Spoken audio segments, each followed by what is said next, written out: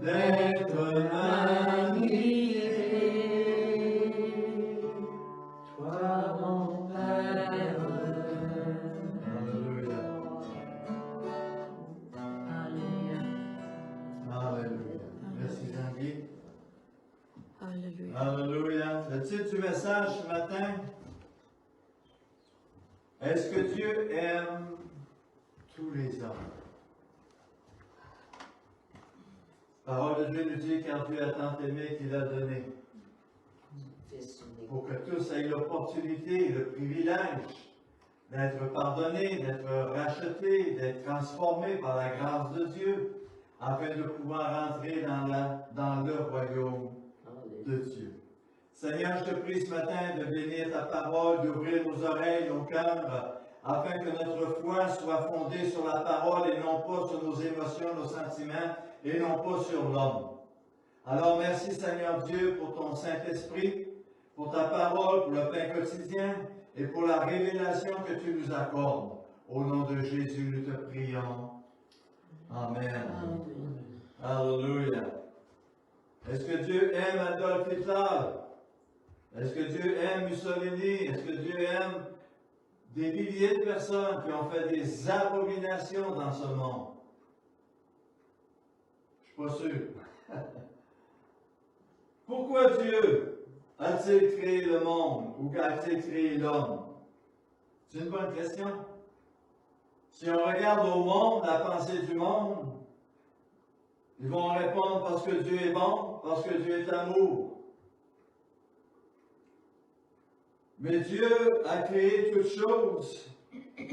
On voit la réponse biblique, c'est pour manifester sa gloire, manifester sa puissance, manifester sa grâce et aussi son amour. Parce que Dieu est créatif. Isaïe 43, verset 7, ça nous dit, tous ceux qui s'appellent de mon nom, que j'ai créé pour ma gloire, et que j'ai formé et que j'ai fait. Vous savez, nous avons été créés pour glorifier Dieu, pour s'approcher de Dieu, pour connaître Dieu, pour adorer Dieu, pour louer Dieu, pour servir Dieu. Et si on ne le fait pas, ben on n'a pas une alliance avec Dieu pour recevoir ses bontés, ses grâces, ses bienfaits et toutes ces bénédictions qu'il a préparées d'avance pour ceux et pour celles qui l'aiment. Parce que Dieu est un Dieu qui veut bénir. Dieu est un Dieu qui veut aimer, qui veut pardonner, qui veut faire grâce et miséricorde. Mais si on n'en veut pas, alors la colère de Dieu demeure sur nous. La colère de Dieu, pas parce que Dieu nous aime, mais parce que nous préférons le péché, l'indifférence, la séparation, plutôt que de s'unir avec lui. Et ça fait toute la différence dans la relation avec Dieu. Tous ceux qui s'appellent de mon nom et que j'ai créé pour ma gloire et que j'ai formé, que j'ai fait, tout être humain a été formé de Dieu. Tout embryon, toute vie vient de Dieu. Mais nous avons été créés libres.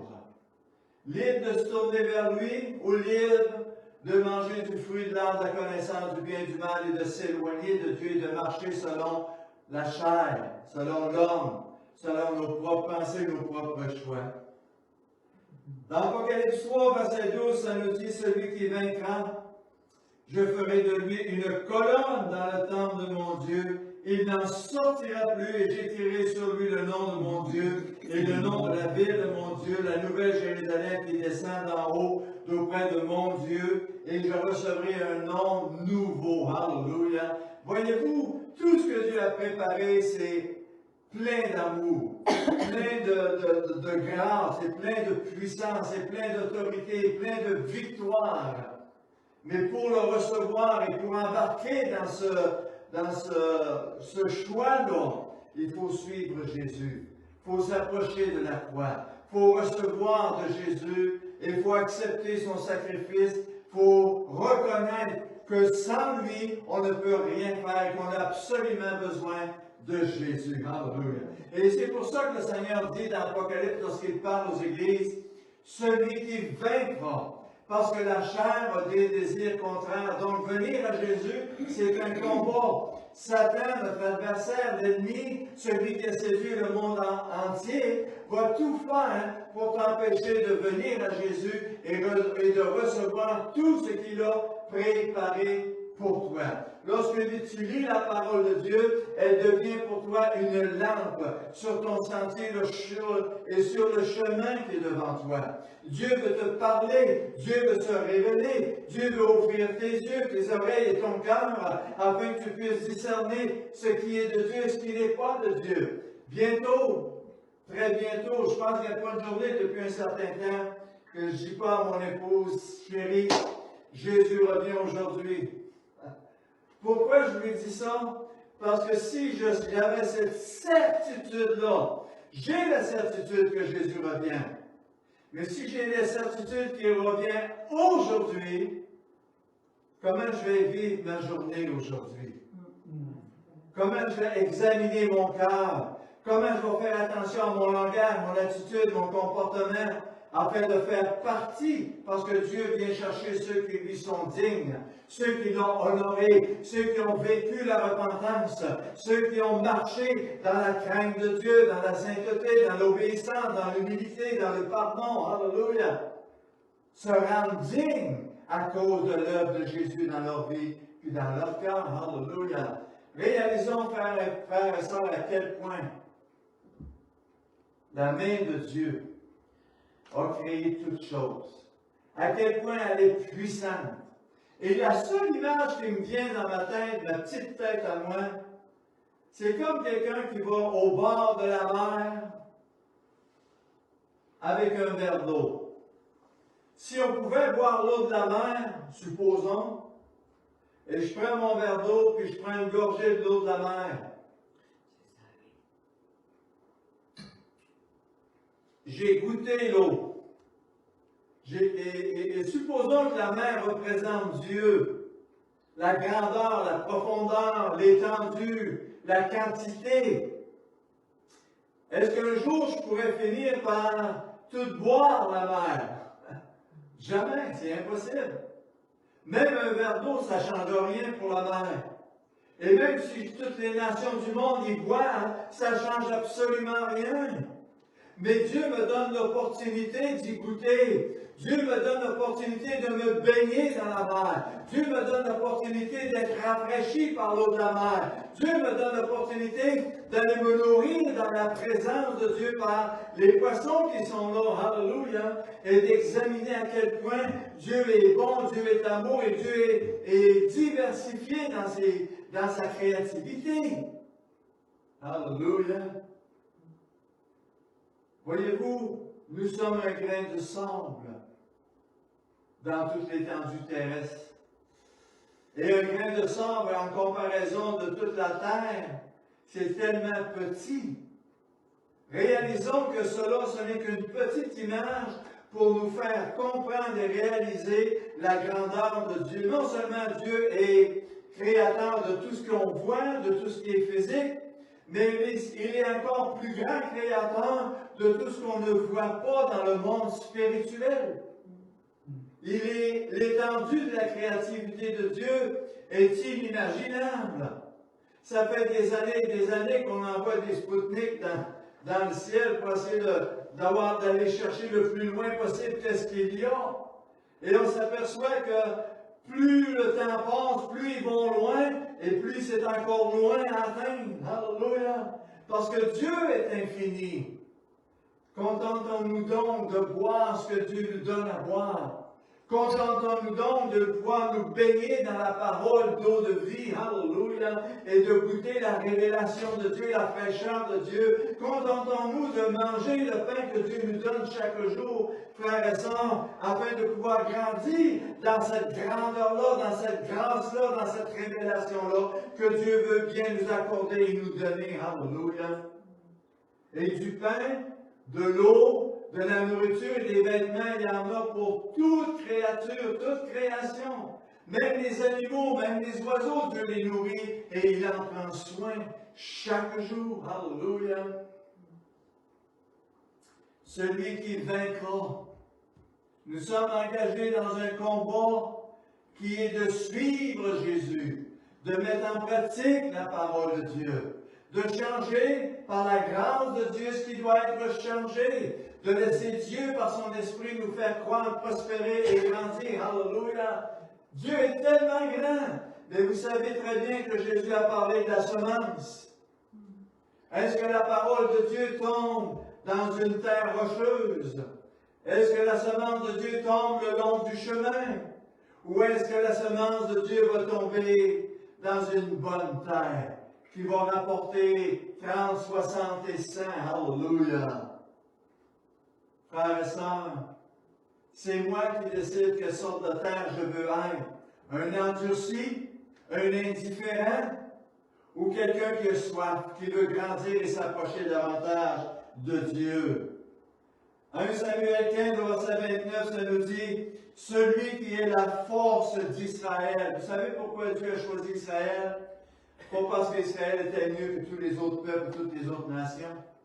Dieu a choisi Israël parce que Dieu voulait utiliser Israël pour se glorifier, pour se révéler, pour se manifester, afin que les gens puissent voir qu'au travers d'Israël, la grâce, la grandeur, la bonté, la puissance et l'amour de Dieu pour tous les hommes, parce que tous sont appelés à venir à la croix. Tous sont appelés à se repentir. Et on appelle la croix le lieu du crâne, avec notre pensée, notre philosophie, notre conception, notre façon de faire et de voir, et notre langage, de ce que nous sommes, soit transformé par le renouvellement que Dieu fait en chacun de nous. Alléluia. Celui qui est la force d'Israël ne ment point.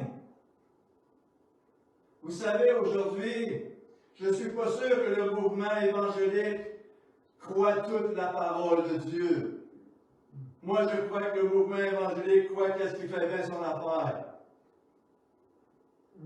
Chacun va prendre un peu qu'est-ce qui fait son affaire et dire oui, je crois en la parole de Dieu. Mais lorsque la parole de Dieu va toucher un endroit sensible, ou un endroit à changer, ou un endroit où tu as besoin d'une guérison, d'une restauration, c'est pas évident de la confesser et de s'en détourner.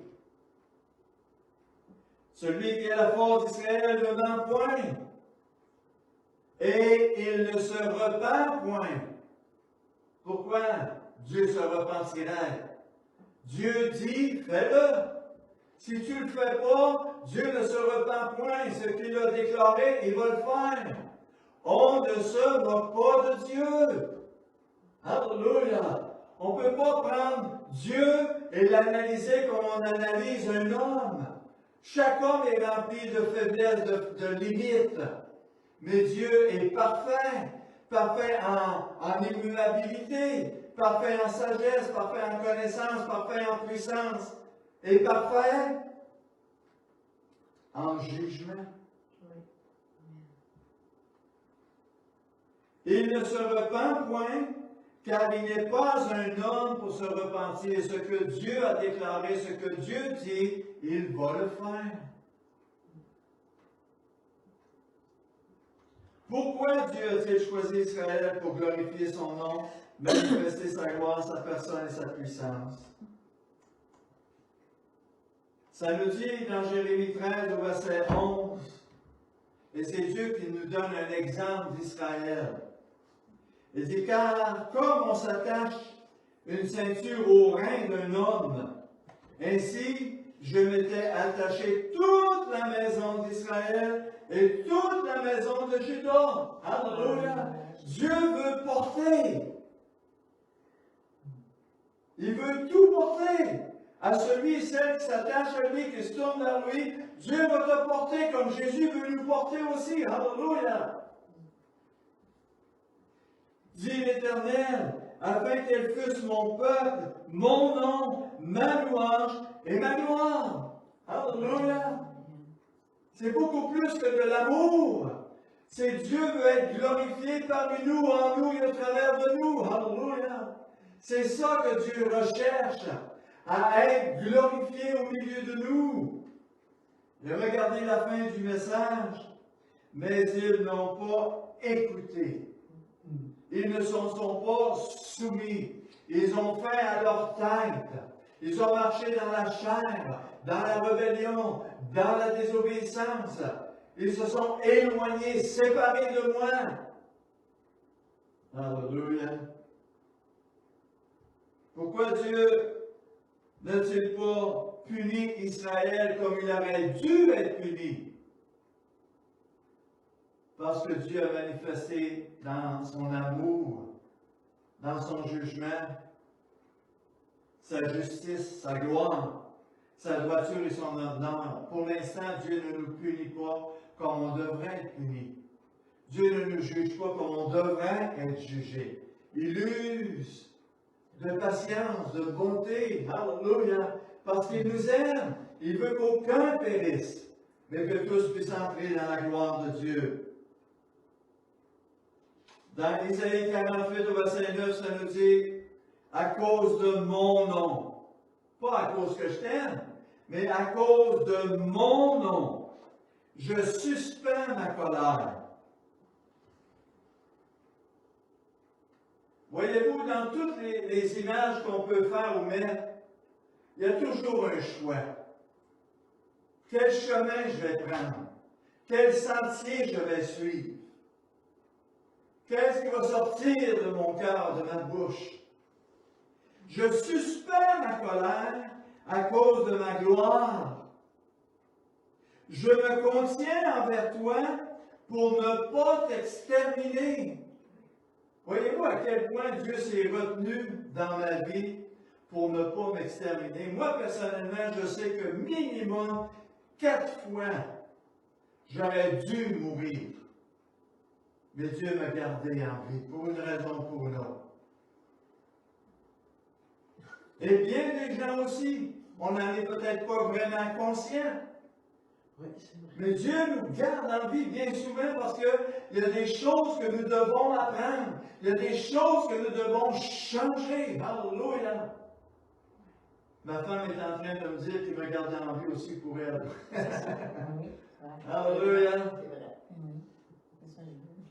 Regardez qu'est-ce que Dieu dit au verset 10 dans Isaïe 48. « Je t'ai mis au creuset, mais non pas pour retirer de l'argent. Je t'ai éprouvé dans la fournaise de l'adversité. C'est par amour de moi, pas amour pour toi, par amour de moi. Parce que je m'aime, parce que je suis ce que je suis. Je suis la perfection.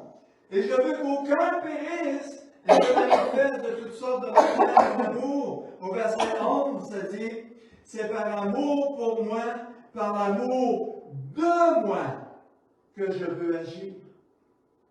Alléluia. Voyez-vous, frères et sœurs, c'est une grâce extraordinaire de réaliser que je suis aimé de Dieu. Mais Dieu m'aime par amour pour lui, par amour de lui. Il me garde, il me protège par amour de lui, afin que nous servions à sa gloire, à l'élever, à le glorifier, à le représenter dans notre monde aujourd'hui. Alléluia! Et si je suis dans la fournaise de la maladie, la fournaise des épreuves, la fournaise de plusieurs aspects dans nos vies, frères et sœurs,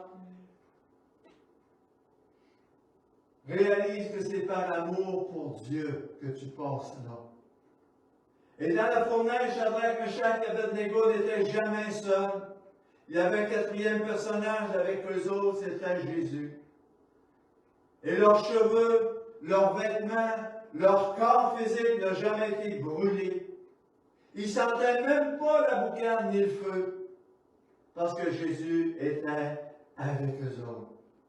Dans ta fournaise, présentement, lève les mains en l'air et dis « Gloire à Dieu, merci Seigneur, parce que tu es avec moi, parce que tu prends soin de moi, parce que tu veilles sur moi.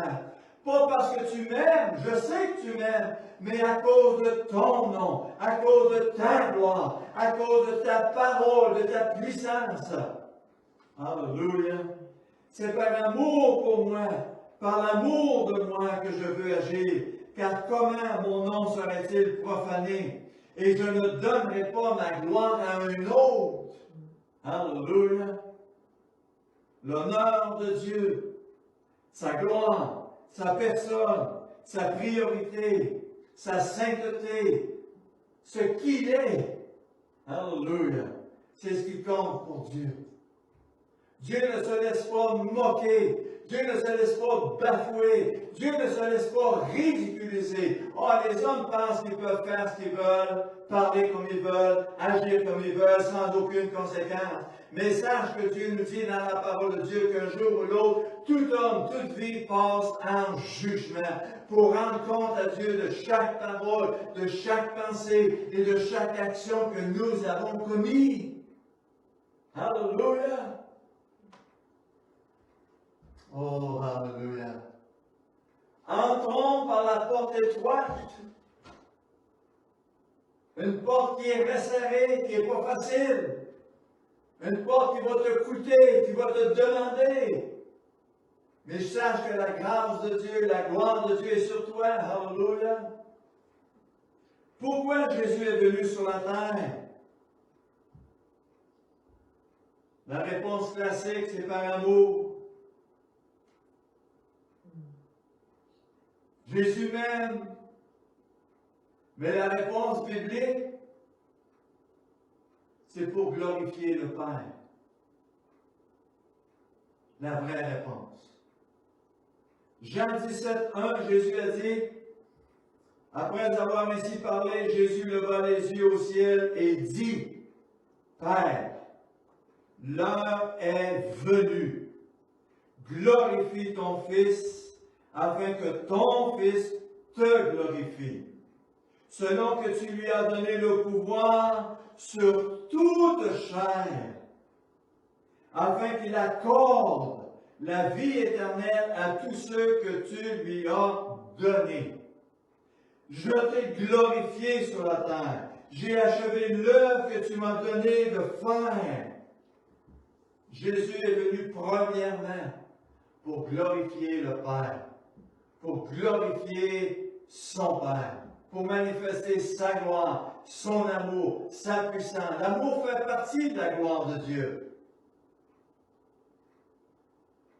Mais l'honneur de Dieu, la puissance de Dieu, la sainteté de Dieu est plus important que quoi que ce soit ou que qui que ce soit. Comprenons-nous cela? Alléluia.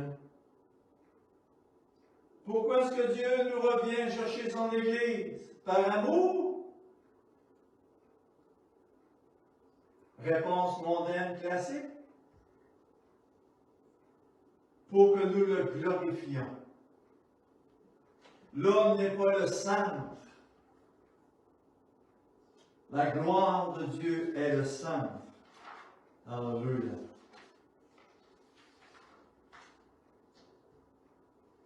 Dans Isaïe 53, verset 6, ça nous dit « Chacun suivait sa propre voie. »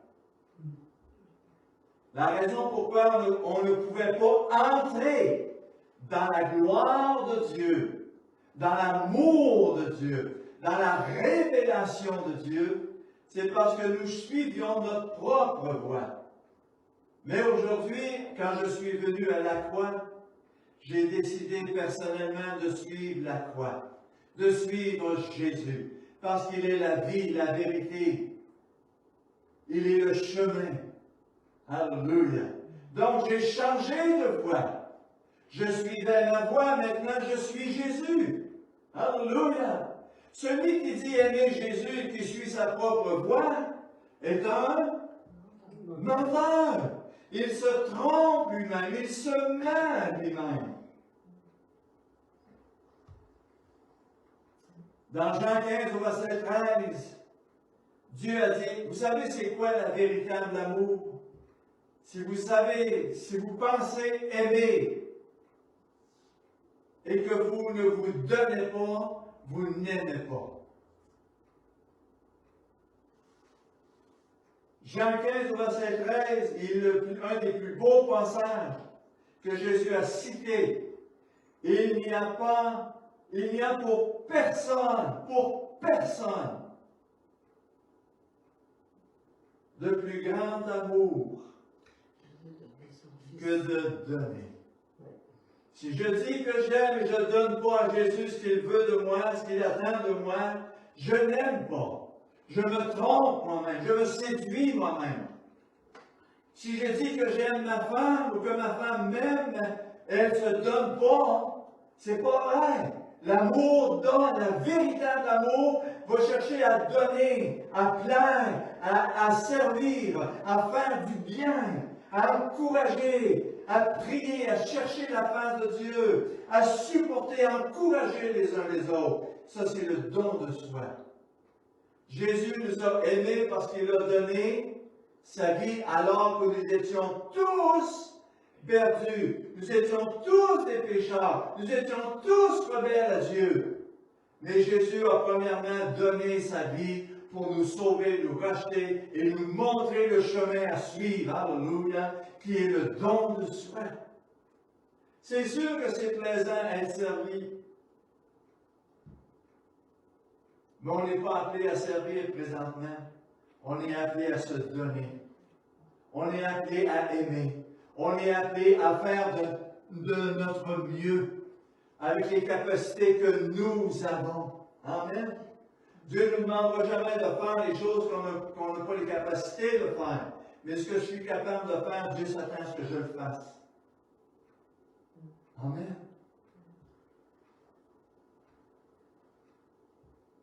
Romains 5, 8, ça nous dit, Dieu prouve son amour envers nous en envoyant son Fils unique. Voyez-vous où ce que Dieu m'a touché ce matin? C'est que Dieu prouve son amour. L'amour doit être éprouvé. Si je dis que j'aime et je ne le prouve pas, je n'aime pas. L'amour demande des efforts. L'amour demande un sacrifice. L'amour demande de l'obéissance. La véritable amour. Jésus m'a aimé. Il est allé jusqu'à la mort sur la croix. Alléluia. Est-ce que je peux aimer Jésus? Est-ce que Jésus s'attend à ce que je l'aime? Oh, alléluia.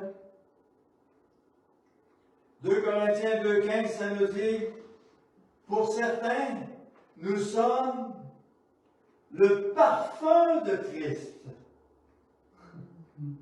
Alléluia. Vous savez, ce matin, je suis arrivé dans ma chambre de bain, puis il y a plusieurs parfums dans mon armoire. J'en ai pas mis. J'en mets pas souvent, je ne suis pas un gars à parfum. Comme mon mari. Mais j'aimerais devenir le parfum de Christ. Amen. C'est le meilleur. L'odeur que Dieu va sentir. Que mon serviteur sent bon. Que ma servante sent bon. Elle donne, elle sert, elle est fidèle. Alléluia. Elle est une bonne odeur. Imaginez-vous là, que de nous, là, une odeur est en train de monter parce qu'on est des serviteurs qui se donnent. Alléluia. Vous savez, Dieu va tellement plus loin que ça. Il dit que pour Dieu, nous sommes en Christ une bonne odeur. Pour Dieu, mais un petit peu plus loin, ça dit dans 2 Corinthiens 2,15, pour les sauver et pour les perdus. Nous devenons une bonne odeur. Voilà, Dieu. Pour les sauver et pour les perdus. Soyons une bonne odeur. Amen. Amen. Alléluia. Vous savez, quand même que tu es perdu, puis tu vas à côté de quelqu'un qui est bon, tu vas dire, wow, que tu sens bon. Parce que tu manifestes l'amour, la patience, la bonté. Tu as un cœur de serviteur. Parce que tu es doux, tu es patient. Parce que tu es attentionné. Tu veux faire du bien. Et ça sent cela. Et les gens aiment ça. Même si eux ne le font pas, ils le sentent. Et ça sent l'odeur. Alléluia.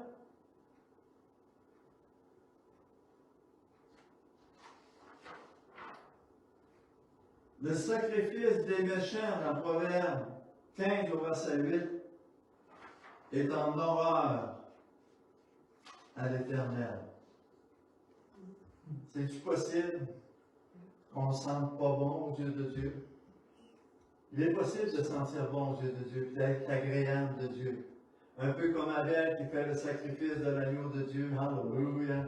Et Dieu dit, que ça sent bon, Abel.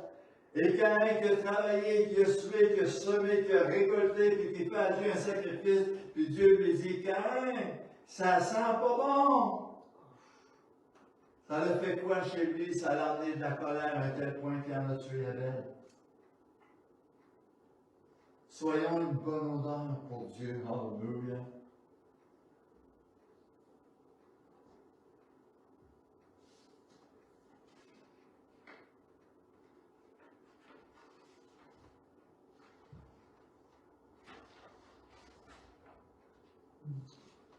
Dans 2 Thessaloniciens 1, verset 10, ça nous dit, lorsqu'il viendra pour être en ce jour-là glorifié dans ses saints et admiré par tous ceux qui ont cru.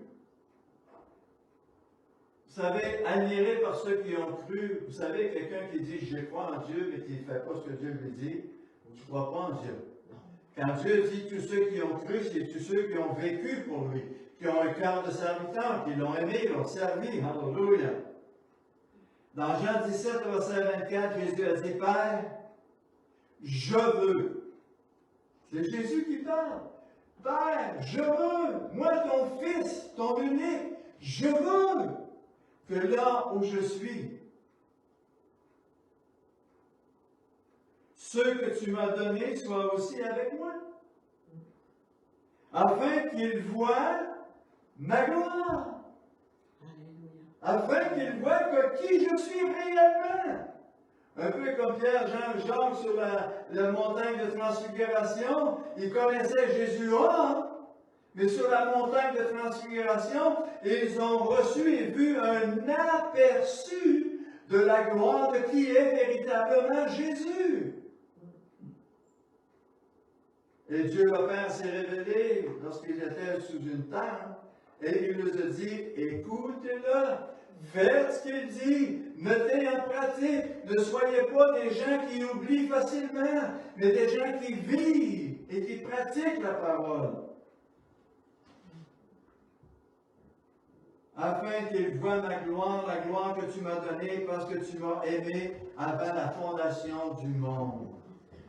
Alléluia. Colossiens 1,16, ça nous dit, car en lui ont été créées toutes choses, dans les cieux et sur la terre.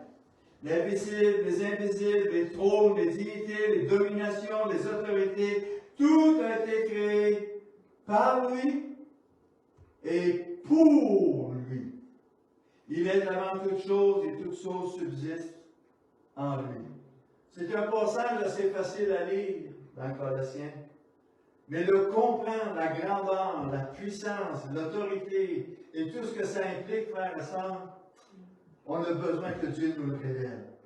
On a besoin d'aller dans la parole, dans la présence, dans l'ouverture, afin que Dieu puisse nous aider à voir plus grand que notre petit monde autour de nous. Souvent, malheureusement, dans l'Église, on emboîte Dieu. Dieu est comme ci, Dieu est comme ça, alors qu'on ne peut pas emboîter Dieu. Alléluia. De la même manière que peu importe la grosseur du verre que tu as, tu ne pourras jamais mettre toute la mer dans ton verre. Mais tu peux prendre l'eau de la mer dans ton verre et tu peux la boire, la goûter. Et tu peux aller à la pêche sur la mer. Tu peux te baigner dans la mer. Tu peux te nourrir de la mer. Alléluia. Ça fait partie des bontés et des bienfaits de Dieu.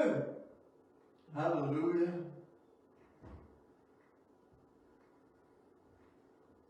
Si Dieu est tellement amour, est-ce que Dieu aime Satan? Est-ce que Dieu aime les démons? Est-ce que Dieu aime les rebelles, les désobéissants? Qui a créé l'enfer? L'a-t-il fait par amour? Nous avons tous un choix, frères et sœurs. Peu importe qui nous sommes, ce que nous sommes. Faisons de notre vie le bon choix.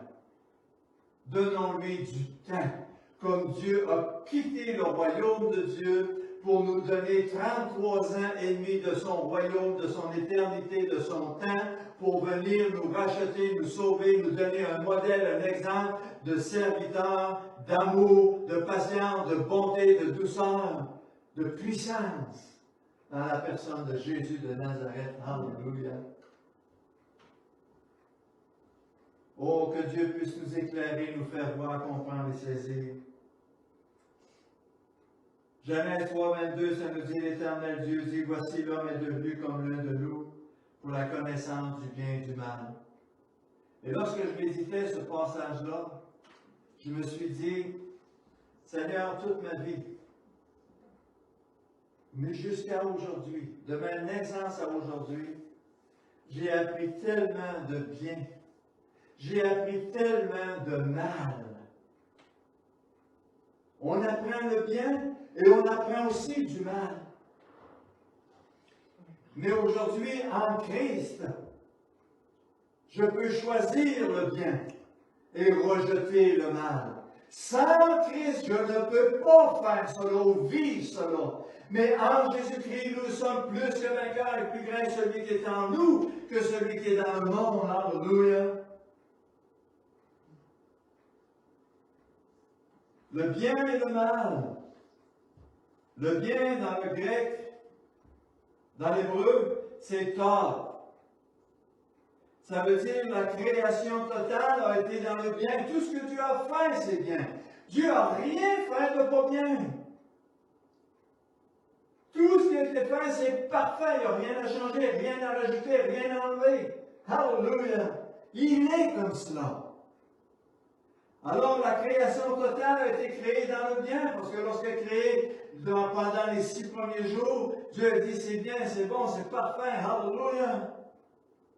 Avez-vous déjà réalisé que dans les 6 premiers jours, lorsque Dieu a créé toutes choses, il a dit, puis la chose est arrivée.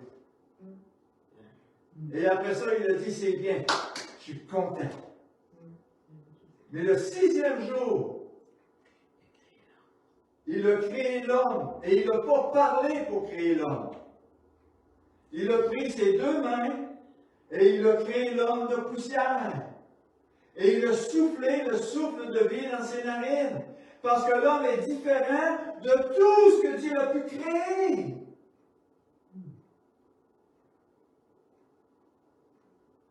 Il est unique, l'homme. Et c'est pour ça que Dieu aime l'homme d'une manière spéciale. Unique, parce que l'homme a été créé à la ressemblance de Dieu. Alléluia.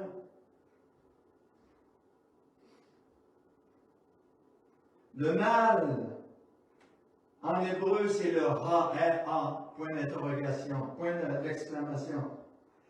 Le ra veut dire tout ce qui est mauvais, tout ce qui est désagréable, tout ce qui est désastre, tout ce qui se dégénère. Quand je parle de dégénérer, ça veut dire que si vous gardez votre pain trop longtemps,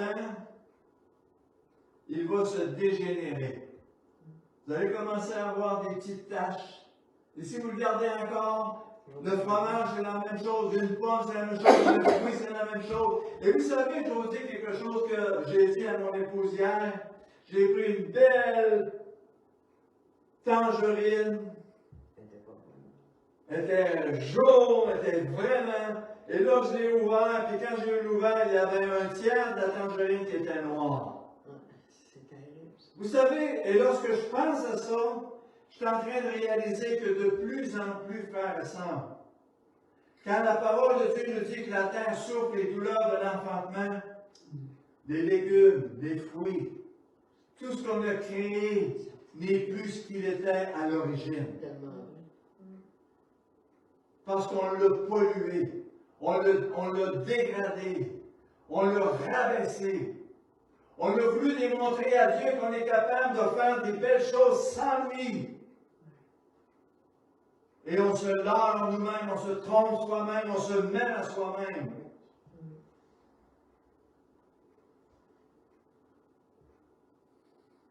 Celui qui vit dans la chair va mourir, celui qui vit dans l'esprit va vivre, nous dit le Seigneur. L'amour au début, c'est beau, c'est merveilleux. Mais petit à petit, l'amour qu'on a aimé devient physique, devient naturel pour l'homme naturel. On aime moins, on sert moins, on voit moins les besoins de la personne qui est avec nous autres. C'est l'homme naturel. Mais l'homme spirituel, c'est tout le contraire. Paul dit, même si mon extérieur se détruit, mon intérieur grandit. Alléluia. Nous sommes appelés à grandir, frères et sœurs, à prospérer, à voir la gloire de Dieu.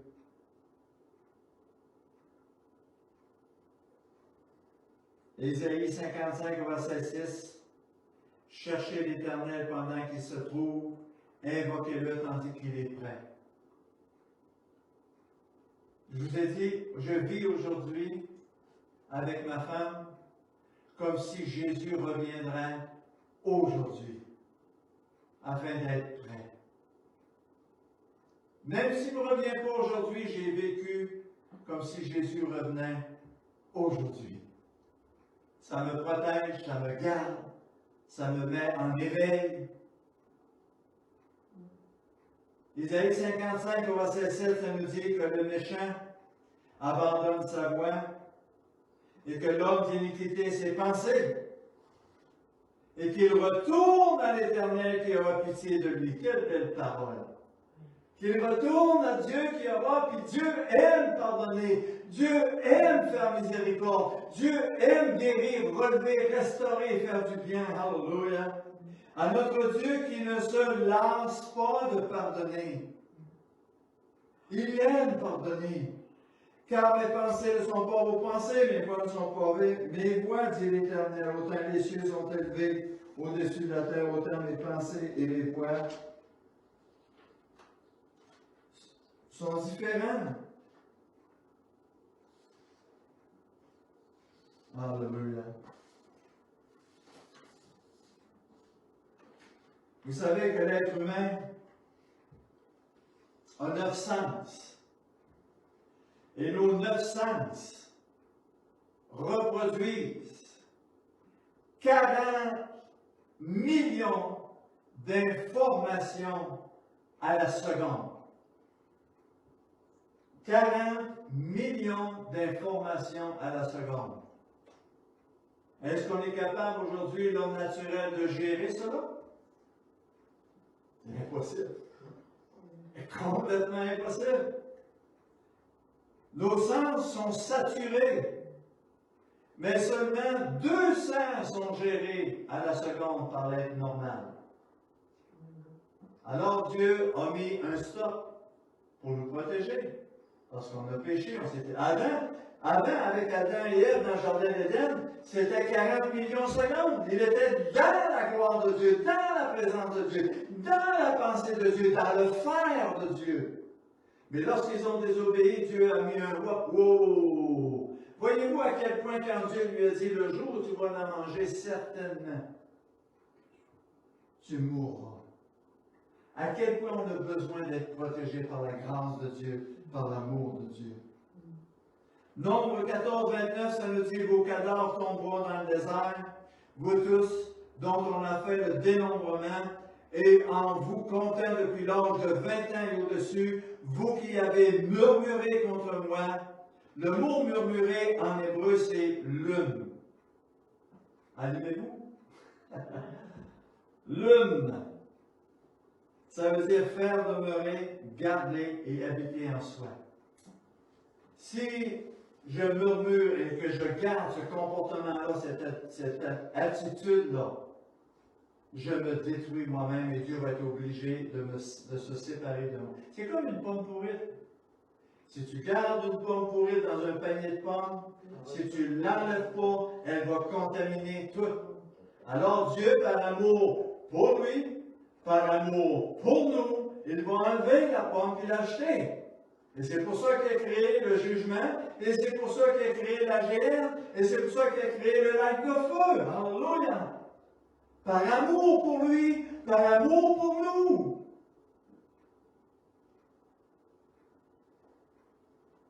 Je pourrais vous parler d'Aquin, qui était la gueule de la terre s'est ouverte et qui sont descendus 250 vivants dans ces jours des morts. Je pourrais vous parler d'Ananias Saphira, je pourrais vous parler de Judas.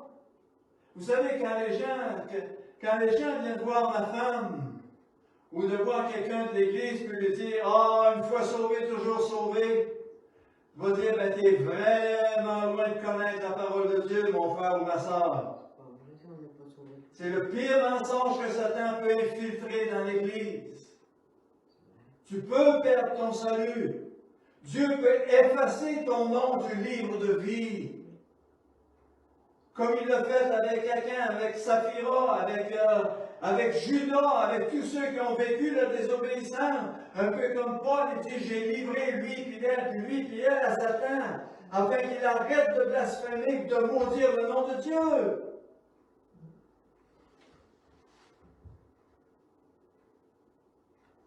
Un psaume 95, 11, ça nous dit, alors je jurai dans ma colère, parce que Dieu peut se mettre en colère, et ils n'entreront pas dans mon repos. Non. Ton comportement, ta négligence, ton mépris, ton murmure, ta critique, tu ne rentreras pas dans ma cité céleste. Tu ne rentreras pas dans mon royaume. Tu ne rentreras pas dans ma gloire. Tu ne viendras pas me souiller. Tu ne viendras pas me mépriser, puis souiller l'Église.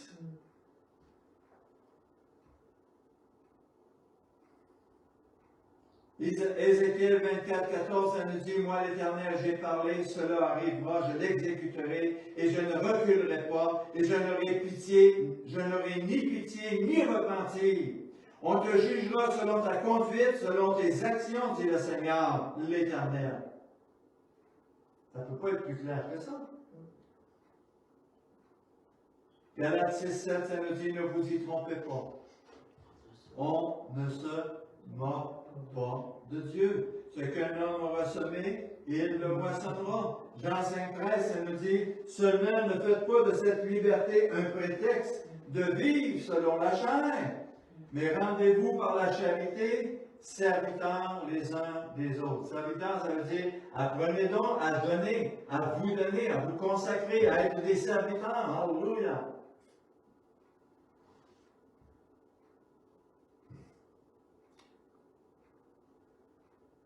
« 1 Corinthiens 6, 9, ça nous dit, ne savez-vous pas que les gens justes n'hériteront pas le royaume de Dieu? Ne vous y trompez pas, ni les impudiques, ni les idolâtres, ni les adultères, ni les efféminés, ni les infâmes. Ils ne rentreront pas. » Éphésiens 5, 6, ça nous dit que personne ne vous séduise par de vains discours. « Oh, c'est pas grave, c'est pas grave, c'est pas grave. » Vous avez déjà vu des chrétiens comme ça? Oui. Tout le monde pêche, là c'est pas grave. Le salaire du péché, ça reste la mort. Que personne ne vous séduise par de vains discours, car c'est à cause de ces choses que la colère de Dieu vient sur les fils de la rébellion. Vous irez lire 1 Corinthiens 11 lorsqu'il est question de la Sainte Seine. Et à cause que les gens ont méprisé le corps de Christ, ont méprisé Dieu, ont méprisé la Sainte Seine, frères et sœurs, beaucoup sont morts, nous dit la parole, et beaucoup sont malades.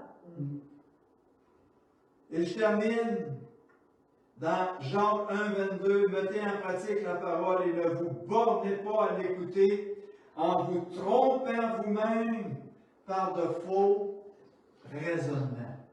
On peut se tromper, on peut se séduire.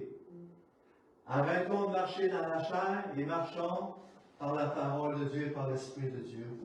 Et soyons des fils et des filles de Dieu à part entière. Je sais que ça coûte, mais tu n'es pas seul. Jésus est avec toi. Il t'a donné son Saint-Esprit. Il t'a donné ce qu'il y a de meilleur.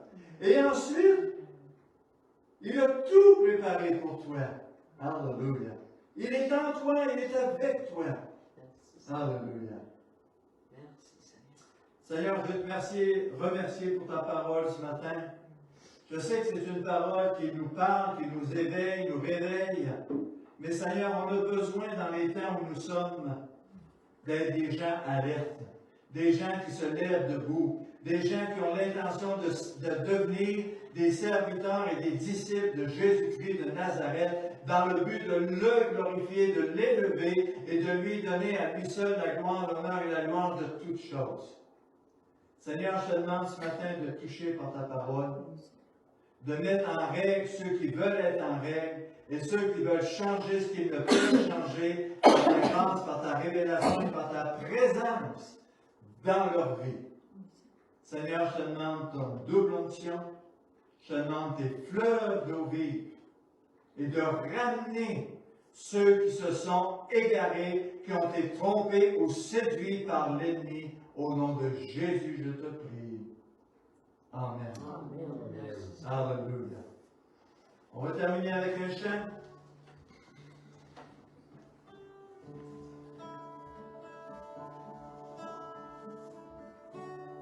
Celui qui vaincra, je ferai de lui, je te une colonne dans le